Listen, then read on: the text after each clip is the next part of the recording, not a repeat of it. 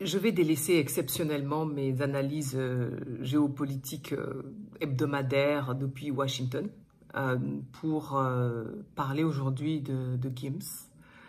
Gims et ses récentes déclarations sur les pyramides d'Égypte qui produiraient de l'électricité.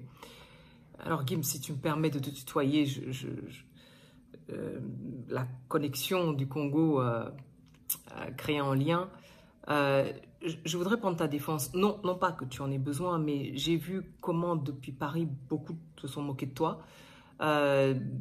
J'ai vu aussi combien, avec quelle délectation certains ont contesté l'idée d'un leadership africain comme si c'était quelque chose d'aberrant.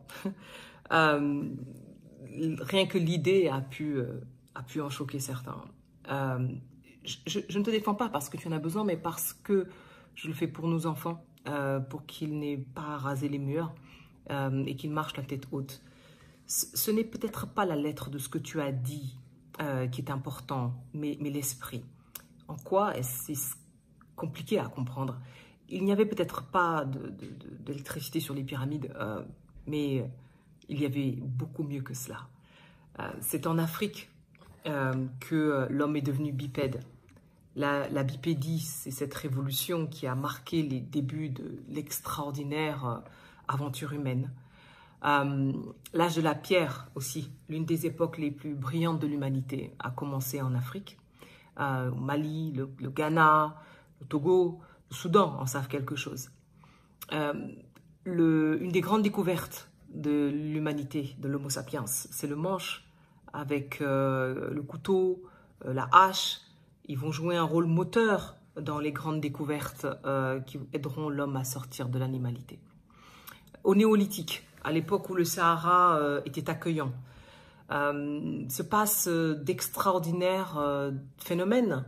L'agriculture, l'élevage, la fixation de l'habitat, la poterie, et ce, bien avant l'Europe, où l'élevage et l'agriculture ne se développent que 3000 ans après.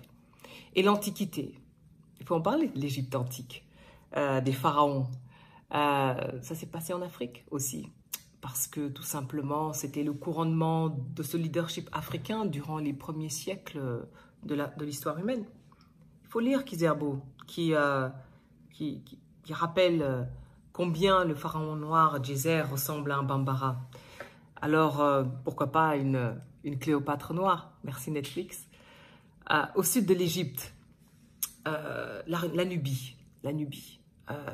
On y trouve les Candaces, les fameuses Candaces qui maniaient l'épée et qui choisissaient leur mari et le moment de se marier et qui ont contribué à bâtir cette extraordinaire civilisation qu'est Méroé.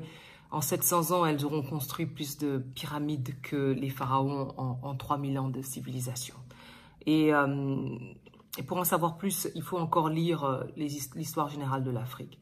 Alors Gims, tu méritais pas ce lynchage. Tu as juste voulu corriger une injustice, réparer les Africains dans leur dignité d'homme. Et pour cela, je te salue volontiers.